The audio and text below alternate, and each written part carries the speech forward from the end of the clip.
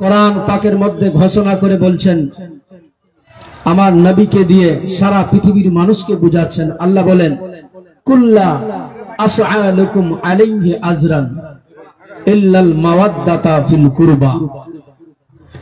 মহান আল্লাহ আমার মুনিব মাওলা বলেন, ওগো আমার হাবিব, ওগো আমার প্রিয়তম রাসূল, ওগো আমার প্রিয়তম দোস্ত, আপনি সারা পৃথিবীর মানুষের কাছে বলে দেন, আপনি আপনার উম্মতীদের কাছে বলেন যে আপনি যে ইসলাম প্রচার করলেন, যে ইসলাম প্রচার করতে গিয়ে নানা ধরনের জ্বালা যন্ত্রণা বিয়োগ বেদনা সহ্য করতে হয়েছে আপনারে, আপনি এলান করে আপনার উম্মতির মাঝে বলেন যে তার বিনিময়ে তোমাদের কিচ্ছু লাগবে না। বলুন সুবহানাল্লাহ, জোরে বলেন।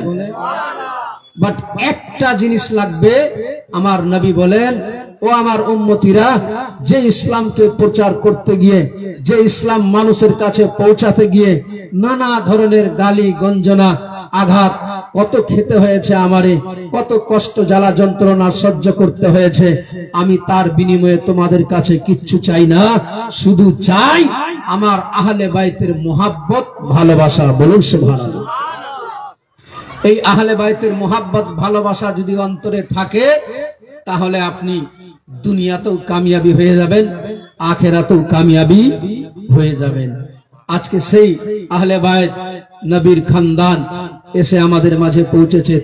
তিনার উপরে আমাদের সেই ভালোবাসা মোহাব্বত রাখতে হবে, যাতে আমার রাসূলুল্লাহ মদিনা থেকে খুশি হয়ে যায়।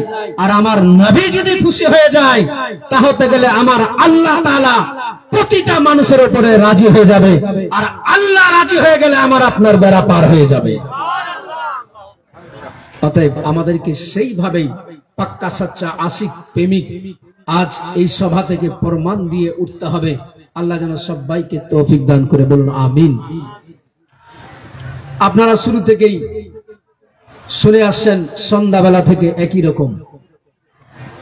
তবে আমার পূর্বেই আপনাদের এই সুপরিচিত হযরত আল্লামা মাওলানা শায়ের ইসলাম উসমান গনি সাহেব কিবলা, যিনি আপনাদের সামনে খুব সুন্দরভাবে নাতে কালাম শোনালেন, যেই আলিয়ে মুর্তজা, যার ব্যাপারে আমার আল্লাহ তাআলা এমন ভাবে আমার নবীকে দিয়ে টাইটেল দিয়েছেন, যে নবী আমার স্বয়ং বলেন ইনি হচ্ছে আল্লাহর বাগ। বলুন সুবহানাল্লাহ, যারা বলেন না।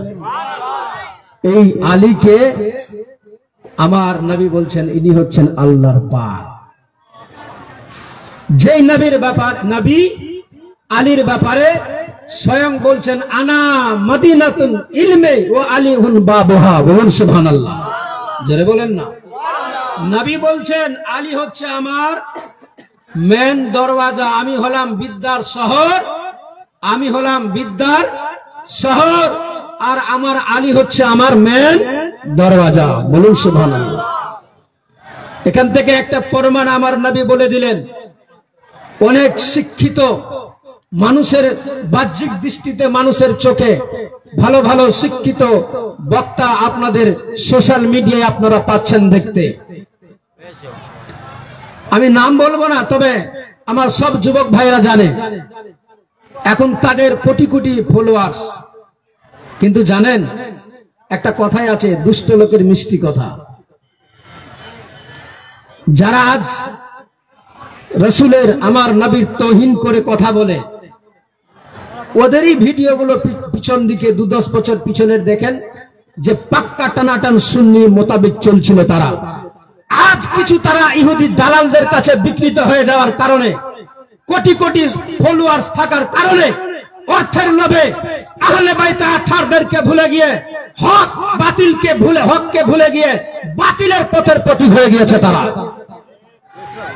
যার জন্য আমাদেরকে বাঁচতে হবে তাদের কাছ থেকে, কারণ তারা এত বড় সুন্দর বক্তব্য দেয়, কিন্তু তারপরেও বলে আমার নবীকে নিরক্ষর। বলুন নাউজুবিল্লাহ।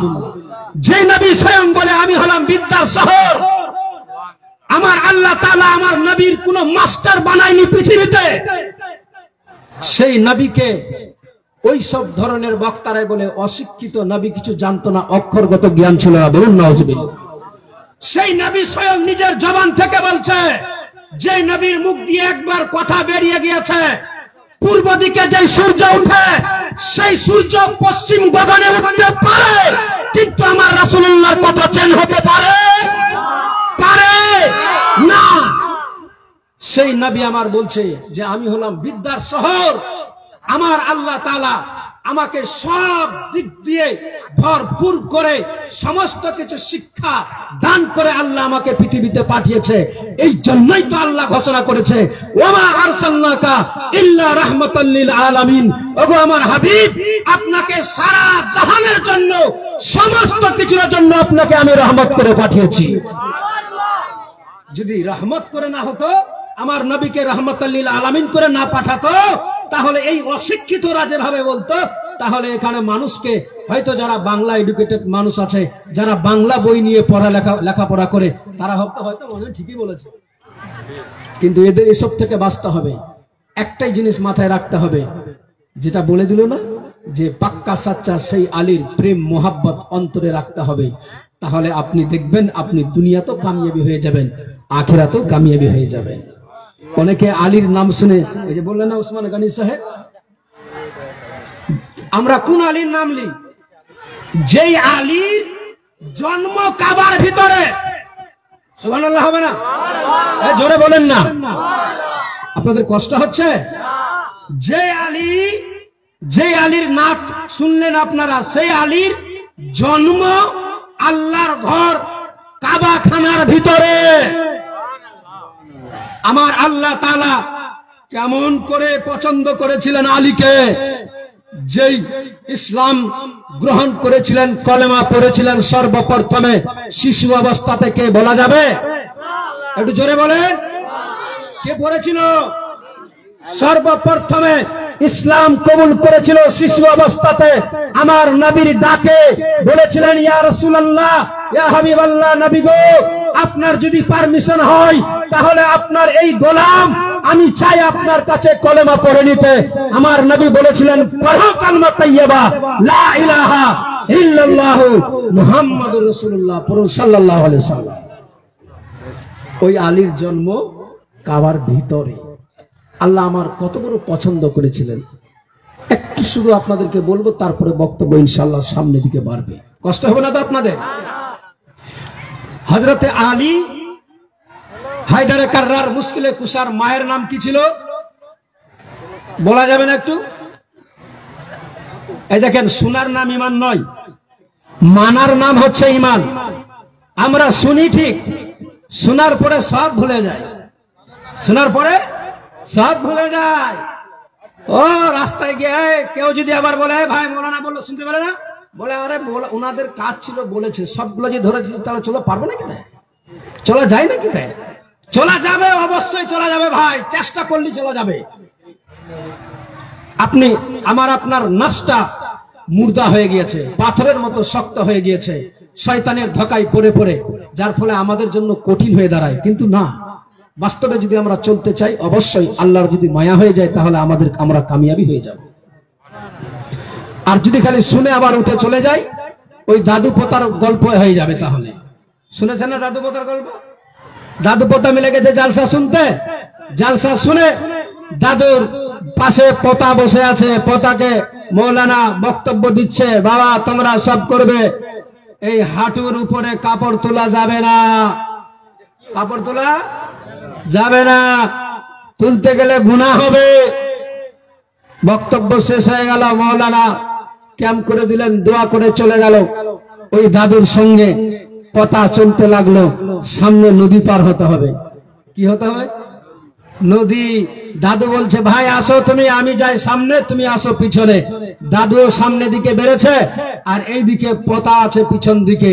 দেখছে দাদু সামনে দিকে আগে বাড়ছে, সেই সময় বলে দাদু পানি যে আছে, বলে আস্তে আস্তে পানিতে নামবে, কাপড়টাকে সরিয়ে নিবে। বুঝতে পারছেন না? দাদু যাচ্ছে আস্তে আস্তে, যেতে যেতে এতটা থেকে এতটা, এতটা থেকে এতটা, যখন কোমর পর্যন্ত এসেছে, দাদুর লুঙ্গিটাকে খুলে মাথায় নিয়েছে। কথা কাপড় ভিজে গেল, কি হলো? বলে দাদু তোমার লুঙ্গি, বলে মাথাতে। বলে তোর কাপড় কোথাতে? বলে খুলতে পারিনি যে। বলে তোকে যে আমি বললাম খুলে নে, বলে ভিজে যাবে যে। বলে ভিজলো তো কি হলো? বলছে তাহলে এখন যাবি কেমন করে? মৌলানা বলেছে না? বলছে আরে বাবা, মৌলানাকে এতদিন ধরে আমি জালসা শুনতে শুনতে আমার দাড়ি চুল সব পেকে গেল, ওখানে শুনে ওখানে রেখে আসি। আজকে তুই ভাই ওই কথাটাকে নিয়ে নদীতে আসলি, ভিজলি না? এখন আমাদের অবস্থা এরকম কিছু দাঁড়িয়েছে যে শুনি আমরা ঠিক, কিন্তু আমল করি না। এই জন্য বলি শোনার নাম ইমান নয়, মানার নাম হচ্ছে ইমান। আমাদেরকে শুনে কিছু মেনে উঠতে হবে। হযরতে আলীর মায়ের নাম হচ্ছে ফাতেমা। জোরে বলো সুবহানাল্লাহ। কি নাম? ফাতেমা। আর হযরতে আলীর স্ত্রীর নাম ফাতেমা। যেই ফাতেমা সমস্ত নারীদের সরদারিনী, যেই নারীকে আমার আল্লাহ তাআলা জান্নাতিনী সরদারিনী বানিয়েছে, যেই মা ফাতেমা জান্নাতের তালা খুলবে, পৃথিবীর সমস্ত নারীরা, আল্লাহর পয়গম্বর যত নবী এসেছে তিনার স্ত্রীরাও যাবে তখন যখন নবীর বেটি মা ফাতেমা জান্নাতের তালা খুলবে। এই মা ফাতেমার সঙ্গেই আলীর বিবাহ। কেমন ভাবে শোনাবো আপনাদেরকে, শুনেন ইনশাআল্লাহ তাআলা। তার আগে একবার দুরূদ শরীফ পড়েন, দুটি ছন্দ বলবো। আল্লাহুম্মা সাল্লি আলা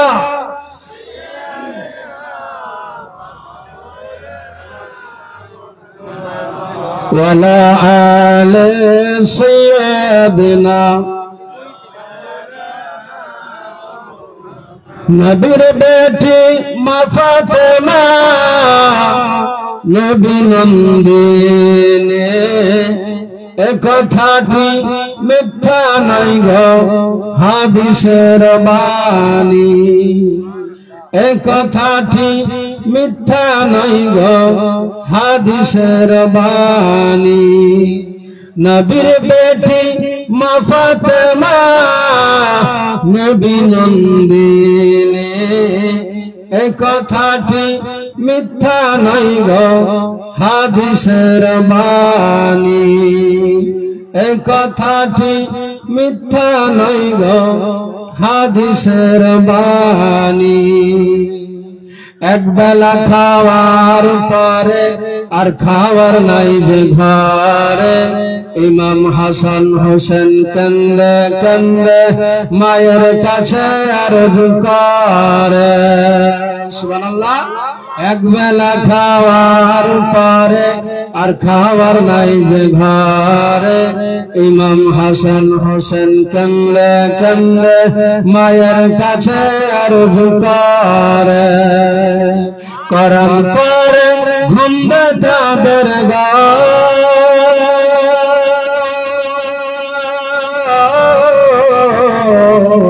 কোরআন পড়ে ঘুমবে তাদের ওই মধুমাখা বাণী, জান্নাতের রানী।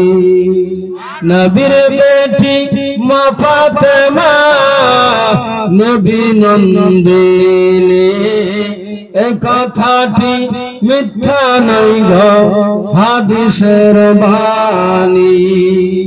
এ কথাটি মিথ্যা নাই গো হাদিসের বাণী।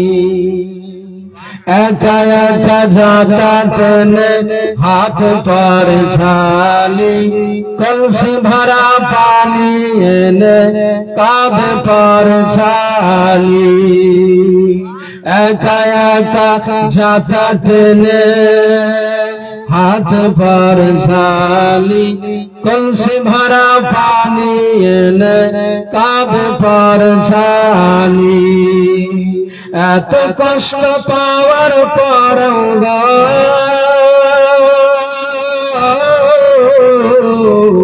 এত কষ্ট পাওয়ার পর ওই আলীর কাছে কিছুই চাইনি, জান্নাতের রানী। নবীর বেটি মা ফাতেমা নবী নন্দিনী, এ কথাটি মিথ্যা নাই গো হাদিসের বাণী। এ কথাটি মিথ্যা নাই গো হাদিসের বাণী। বলছিলাম বাবাজি যে হযরতে আলী মায়ের নাম ফাতেমা। যখন আমার এই নবীর সাহাবী হযরতে আলী হায়দারে কাররার মুশকিলে কুশা মায়ের গর্ভে ছিলেন, সেই সময় সবাই সারা পৃথিবীর মানুষ ছুটে আসে আল্লাহর ঘরের তাওয়াফের জন্য। এই ফাতেমা আলীর মা, তিনিও নিয়েছেন চিন্তা যে আল্লাহ তোমার ঘরে তাওয়াফের জন্য, তোমার ঘরের জিয়ারতে সারা পৃথিবীর মানুষ ছুটে আসে, তাই আমারও মন চাই তোমার ঘরটাকে যেন আমি তাওয়াফ করতে পারি বেশি করে। বলুন সুবহানাল্লাহ। তখন হযরতে আলী নিজের মায়ের গর্ভে, সারা পৃথিবীর মানুষ ছুটে আসে ওই মক্কাতে আল্লাহর ঘরে কাবা খানার তাওয়াফ করবেন বলে। কাবা খানাতে সবাই আসে, সারা পৃথিবীর মানুষ এসে পৌঁছায়। ও বেরাদার মুসলমান বাবাজি ভাইরা, হযরতে আলীর মা ফাতেমা সেই সময় আল্লাহর দরবারে দোয়া করেন, মাবুদ আল্লাহ গো, সারা পৃথিবীর মানুষ আছে তোমার ঘরে দিদার করার জন্য, তোমার ঘরের তাওয়াফ করতে। ও মাওলা তাআলা, আমারও একটু সুযোগ করে দাও, তোমার দরবারে যেতে পারি, যেন তোমার ঘরে যেন যেতে পারি। ও আল্লাহ, তোমার খানা কাবাতে গিয়ে যেন আমার শক্তি হয়ে যায়, আমিও যেন তাওয়াফ করতে পারি সেখানে। আমার আল্লাহ তাআলা ওই ফাতেমার দোয়া কবুল করে নিলেন। ফাতেমার দোয়া কবুল হয়ে গেল।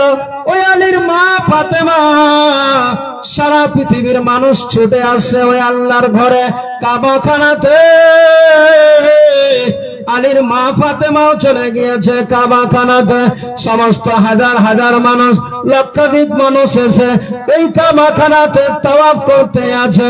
তাদের সঙ্গে আমার আলীর মা ফাতেমা তিনিও তাওয়াফ করতে লেগে গেলেন।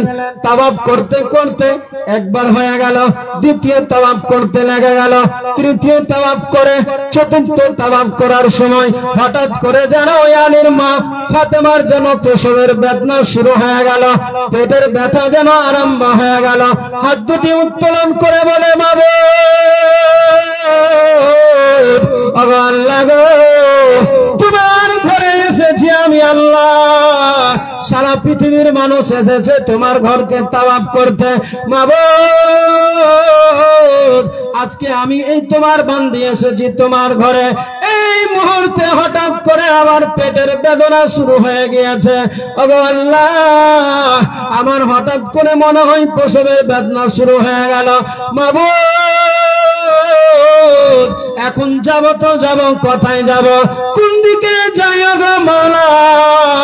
সারা পৃথিবীর মানুষ তোমার ঘরের চতুর্দিক দিয়ে ঘেরাও করে আছে, সবাই তাওয়াফ করে। ওগো আল্লাহ তাআলা, যাব তো যাব, আমি কোথায়, এই মুহূর্তে কোন দিকে যাব? ওগো আল্লাহ তাআলা, তুমি ছাড়া আমার কোনো বাঁচার রাস্তা নাই। ওগো মাওলা তাআলা, তুমি জিন্দাকে মুর্দা বানাতে পারো, মুর্দাকে জিন্দা করতে পারো, অসম্ভবকে সম্ভব করতে পারো, সম্ভবকে অসম্ভব বানাতে পারো। মাবুদ এখন আমার সাহারা কেউ নাই তোমার এই আমার পাশে। ওগো মাওলা, তুমি ছাড়া আমার কেউ নাই আজ আমার পাশে। মাবুদ সারা পৃথিবীর মানুষ এসেছে এই জায়গাতে, তাদের সামনে আমারে তুমি বেজ্জত করিও না মাওলা। আমি যেন তাদের পাশে, তাদের কাছে যেন আমি লজ্জিত না হয়ে যাই। একমাত্র ইজ্জতের মালিক তুমি আছো মাওলা, দয়া করে মাবুদ কোন জায়গায় যেন আমার আশ্রয় হয়ে যায়। যেমনি বলেছে, বলার সাথে সাথে আমার মনিব মাওলার দরবারে আরশে আজিমে ওই ফাতেমার দোয়া কবুল হয়ে গিয়েছে। আমার আল্লাহ গায়বী আওয়াজ দিয়ে বলে, ফাতেমা, ও ফাতেমা, তুমি চিন্তিত হয় না, চিন্তিত হয় না। আমি আল্লাহ তাআলা তোমার জন্য ওই দেখো আমার যে পছন্দনীয় ঘর আছে, আমার যে খানা কাবা ঘর রয়ে আছে, যেই ঘরের জন্য সারা পৃথিবীর মানুষ আছে, ও ফাতেমা আমি আল্লাহ তাআলা তোমার জন্য আমার খানায় কাবার ওয়ালটাকে ফাটিয়ে দিয়েছি। জোরে বলেন ও ফাতেমা, ওই দেখো না তোমার জন্য কাবাখানার ওয়াল ফেটে গিয়েছে। যেমনি দেখেছে আল্লাহর দরবারে হাত দুটি উত্তোলন করে দোয়া করে, মাবুদ আল্লাহ গো তুমি ছাড়া আমার কেউ নাই, এই বিপদের মুহূর্তে তুমি একটা বিশাল বড় আমার রাস্তা বের করে দিলে। ও মাওলা তাআলা যাবো তো যাবো কেমন করে? মাবুদ এই সারা পৃথিবীর মানুষ তোমার ঘরে তাওয়াফ করতে আসে, ওগো মাওলা তাআলা এই ঘরের ভিতরে কেমনি করে ঢুকবো ভেতরে? আমার আল্লাহ বলেন, ও ফাতেমা তুমি চিন্তিত হয় না, আমি আল্লাহ তাআলা তোমার জন্য কাবাখানার ওয়াল ফাটিয়ে দিয়েছি। চলে গেলেন ভিতরে, ওই ফাতেমা কাবাখানার ভিতরে চলে গেলেন। যেমনি গিয়েছে যাওয়ার সাথে সাথে হযরতে আলী শেরে খোদা হায়দারে কাররার মুশকিলে কোসার আসার সময় হয়ে গেল। এই বেরাদার সাথে বলে লম্বা ইতিহাস রয়ে আছে। হযরতে আলী শেরে খোদা মায়ের গর্ভ থেকে চলে আসলেন কাবাখানার ভিতরে। যেমনি এসেছে সবাই যেন খবর পেয়ে গেল কাবার ভিতরে আবু তালিবের ছেলে জন্ম নিয়েছে, এখন বর্তমানে কাবার ভিতরে আছে। আমার নবীর চাচা আবু তালিবের কাছে খবর পৌঁছে গেল। আমার নবীর চাচা আবু তালিব শুনতে পেল যে কাবাখানার মুতওয়াল্লি হিসাবে তখন দায়িত্বে ছিল। ওই কাবাখানার মুতওয়াল্লি দায়িত্বে থাকাকালীন ওই কাবাখানাতে হযরতে আবু তালিবের সন্তান জন্ম নিয়েছে। যেমনি শুনেছে আবু তালিব বেরিয়ে যাচ্ছেন কাবাখানার দিকে, আমার নবী জাহানের বাদশা সেই সময় বলেছিলেন, আমার নবী তো জাহানের বাদশা সেই সময় বলেছিলেন, চাচা গো ওগো চাচা কোথায় যাচ্ছেন এই মুহূর্তে? আমার নবীর চাচা বলেন, বাবা রে এখন যেতে হবে আমাকে কাবাখানাতে। কেন চাচা কি হয়েছে? বলে বাবা রে আমার সন্তান জন্ম নিয়েছে কাবার ভিতরে, একটু দেখতে যেতে হবে তারে, নিয়ে আসতে হবে তারে। আমার নবী বলেন, চাচা একটু আমারে কি সঙ্গে নিয়ে যাবে? আমারে কি নিয়ে যাওয়া যাবে? আমার নবীর চাচা বলেছিলেন, বাবা রে এত লোকের মাঝে এত কষ্টের মাঝে তুমি যাবে কেমনি করে? যাওয়ার দরকার লাগবে না, আমি যাচ্ছি তাড়াতাড়ি করে ফেরত চলে আসবো নিয়ে বাড়িতে। আমার নবী বলেছিলেন, চাচা গো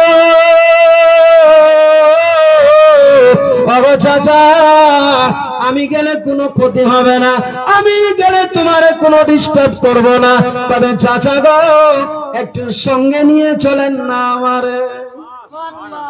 আমার নবীর কথা শুনে মায়া হয়ে গেল, দয়া হয়ে গেল, অন্তরে দয়া চলে আসলো।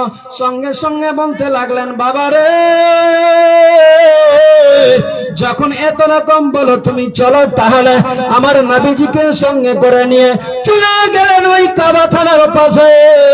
আমার রাসূলুল্লাহকে দাঁড়িয়ে রেখেছে, বলে বাবা রে একটু দাঁড়াও তুমি এখানে, আমি ঢুকি কাবার ভিতরে।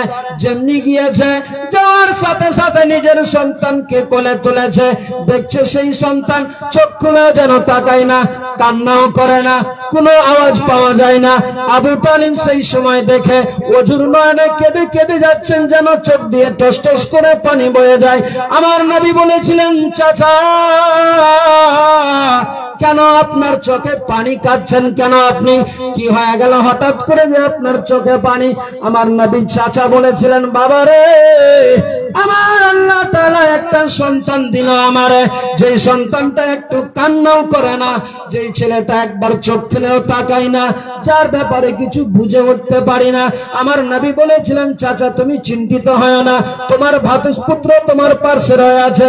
আমার নবী তো জাহানের বাদশা কামলিওয়ালা নবী, সেই সময় বলেছিলেন, চাচা আপনার যদি পারমিশন হয়, চাচা গো আপনি যদি একটু বলেন তাহলে নিতাম আমি কোলে। আমার নবীর চাচা আবু তালিব বলে, শুনে এমনিতে মন বড় খারাপ হয়ে গিয়েছে, তারপরেও আমার নবী যেমনি চেয়েছে সেই সময় বলেছিলেন, বাবা রে তুমি যখন চাও নিজের কোলে নিতে, আমার পক্ষ থেকে কোনো বাধা নাই, নিয়ে নাও। আমার নবী তো জাহানের বাদশা যেমনি কোলের মধ্যে নিয়েছে, আমার নবী নেওয়ার সাথে সাথে হযরতে আলী আমার নবীর দিকে তাকিয়ে তাকিয়ে দেখছে আর মুচকি মুচকি হাসে। জোরে বলেন না। নবীজি কোলে নিয়েছে, আর ওই আলী যেই কাবার ভিতরে জন্ম, সেই আলীকে আমার নবীজি নেওয়ার সাথে সাথে এতক্ষণ ধরে চোখ খুলেনি, এতক্ষণ ধরে কান্না করেনি, এতক্ষণ ধরে মুচকি হাসেনি। নবী আমার যেমনি কোলে নিয়েছে, নেওয়ার সাথে সাথে মুচকি হেসে আমার নবীর দিকে বুলবুল করে তাকিয়ে দিচ্ছে। ওই আলী বড় হয়ে গেল। সেই সময় আলীকে জিজ্ঞেস করা হয়েছিল, ওগো আলী, ওগো আল্লাহর বাগ, আপনি যখন কাবাখানার ভিতরে, সেই সময় আপনার মা ছিল আপনার পাশে, মায়ের দিকে তাকালে না চোখ খুলে, কান্নাও করলে না, যার ফলে তোমার মায়ের কলেজা ফেটে যাচ্ছিল দুঃখে। তোমার পিতা গেল তোমার নিকটে, সেই সময় তুমি চোখ খুলে তাকালে না পিতার দিকে। পরক্ষণে নবী পাক দো জাহানের বাদশা যখন নিল, যখন কোলে তুলে, সেই সময় তুমি চোখ খুলে তাকালে, মুচকি মুচকি হাসলে কেন? আসলে একটু জানতে পারা যাবে আলী শেরে খোদা হায়দারে কাররার মুশকিলে কুসার জবাব কি ছিল? কুরবান যার মুসলমান, আমরা সেই আলীর চাহনেওয়ালা, সেই আলীর খানদানের আমরা দিদার করনেওয়ালা, কিছুক্ষণের মধ্যে দিদার পাবো। সেই আলীর জবাব দেখুন। কুরবান জান বলছেন, ও আমার নবীর সাহাবীরা শুনো, ও আমার নবীর চাহনেওয়ালা শুনো, আমি যখন মায়ের গর্ভে ছিলাম, আমি যখন মায়ের পেটে ছিলাম, খোদার দরবারে আমি হাত দুটি উত্তোলন করে আল্লাহর আরশে আজিমে আমি মুনাজাত করেছিলাম, খোদার কাছে দোয়া চেয়েছিলাম, মাওলা আমি যখন যাব পৃথিবীতে, তোমার ওই খানা কাবাতে 365টা কিংবা 362টা মূর্তি ভরা আছে, মাওলা আমার ইচ্ছা চাই, আমার মন চাই, আমার মনের আশা বাসনা, যার জন্য তুমি জাহান বানালে, যার জন্য তুমি দুনিয়া সৃষ্টি করলে, মাবুদ মাওলা আমি তোমার খানা কাবাতে গিয়ে ওই 365টা কিংবা 362টা মূর্তি না দেখে, ওই খানা কাবায় চোখ না খুলে, সর্বপ্রথমে যদি আমি চোখ খুলি, দো জাহানের বাদশার যেন দিদার পাই। বলেন সুবহানাল্লাহ। ও আমার চাহনেওয়ালারা, ও আমার নবীর আশিক প্রেমিকারা শুনো, আমি আল্লাহর দরবারে দোয়া করেছিলাম, আমার মুনিব মাওলা আমার দোয়াকে কবুল করে নিয়েছিল, যার ফলে আমি কাবার ভিতরে জন্ম হয়েছিলাম বটেই, কিন্তু চোখ খুলেনি ততক্ষণ যতক্ষণ পর্যন্ত কামলিওয়ালা দো জাহানের বাদশা আসেনি, নবী এসেছে। সেই সময় আমি চোখ খুলে তাকিয়েছি, আমার ইচ্ছা ছিল যদি আমারে দেখতেই হয় সর্বপ্রথমে নবীর চেহারা দেখব, তারপরে আমি কাউকে দেখব। বলুন সুবহানাল্লাহ। কেমন মাননে বলা, কেমন আশিক প্রেমিক ছিল। আজ আমাদের মধ্যে কি ভালোবাসা, যে বৎসরে একটা প্রোগ্রাম, সেই প্রোগ্রামে 2-3টা ঘন্টা আমাদের বসতে বড় অভাব, বড় কষ্ট লাগে, বড় অসুবিধার মধ্যে আমরা ফেসেছি। কিন্তু একটা জিনিস মাথায় রাখবেন, আজ আপনাকে কেউ বুঝাতে পারবে না। আপনাকে আল্লাহ তাআলা যথেষ্ট জ্ঞান দিয়েছে, যথেষ্ট আপনাকে বুদ্ধি দিয়েছে, এত বড় মেধা শক্তি দিয়েছে বুঝার, ভাবার। আপনাকে নিজেকেই বিবেচনা করতে হবে, আপনাকে ওই আল্লাহর ভয় নিয়ে আসতে হবে যে আল্লাহ পবিত্র কোরআনে বলে, ইয়া আইয়ুহাল্লাযীনা আমানুত্তাকুল্লাহা ওয়া কুনু মা'আস সাদিকিন, হে ঈমানদারগণ আল্লাহকে দেখে ভয় করো, আর যারা ওয়াকুনু মা'আস সাদিকিন, যারা সত্যবাদী, যারা পরেশগারী, যারা মুত্তাকি, যারা আল্লাহওয়ালা, তাদের দামন ধরে নাও, তাদেরকে অনুসরণ করে চলো, তোমরা দুনিয়াতেও কামিয়াবি হয়ে যাবে, আখিরাতেও কামিয়াবি হয়ে যাবে। আজ আমাদের মধ্যে না আছে ভয়, না আছে ডর। আজ আমরা ধোঁকায়, আজ আমরা সুদে, আজ আমরা মদে, আজ আমরা গাঁজাতে, আজ আমরা এবাতে, আজ আমরা বিভিন্ন ধরনের নেশাতে ডুবে গিয়েছি। আজ শুধু আমরা প্রত্যেকটা জিনিস নেশার মধ্যে ডুবে আছি। এখন বর্তমানে নেশার থেকেও বড় নেশা বর্তমান কিছু যুবকদের জন্য মোবাইল দাঁড়িয়ে গিয়েছে। যে মোবাইল তোমার জীবন নিয়ে নিবে ভাইরে, যেই আজ তুমি গেমের মধ্যে ডুবে গিয়েছো, দুনিয়াদারি বলে সব ভুলে গিয়েছো, আখিরাত বলে সব ভুলে গিয়েছো। চোখ বন্ধ হয়ে গেলে তোমার টাকা পয়সা, জমি জায়গা, ঘর বাড়ি, মোবাইল সব পড়ে থাকবে, তোমারে খালি হাতে চলে যেতে হবে।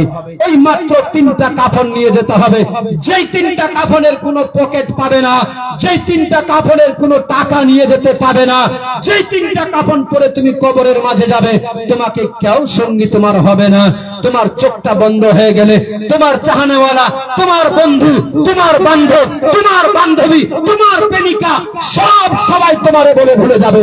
2-4 ঘন্টা তোমার জন্য কাঁদবে, তোমারে কবরে যখন শুইয়ে চলে আসবে সবাই সবারে বলে তোমারে ভুলে যাবে। এ ভাই, অতএব তোমাকে নিজেরই আমল তৈরি করে নিতে হবে, নিজেকেই তোমারে পুঁজি বানিয়ে নিয়ে যেতে হবে, নচেত তুমি আফসোস ছাড়া কবরে আর কিছু করতে পারবে না। অতএব ভাই, আমি প্রত্যেককেই বলবো, ভাইরে নিজেকে একটু পরিবর্তন করার চেষ্টা করো, নিজেকে পরিবর্তন হওয়ার চেষ্টা করেন। আপনি সুদ থেকে বাঁচার চেষ্টা করেন। আলিম ওলামার বক্তব্য, ওয়াজ নসিহত শুনছেন, জানেন কোনটা হারাম, জানেন কোনটা জায়েজ, জানেন কোনটা না জায়েজ, কোনটা আমার জন্য খাওয়া যাবে না, কোনটা খাওয়া যাবে, সব আপনাদের জানা আছে। কিন্তু না জানার ভাঁজ করেও যদি আপনি অ্যাভয়েড করে চলেন, তাহলে আপনাকে কেউ বুঝাতে পারবে না।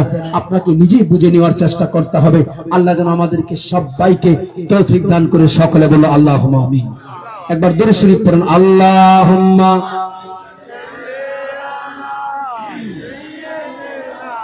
মাওলানা মুহাম্মদ ওয়া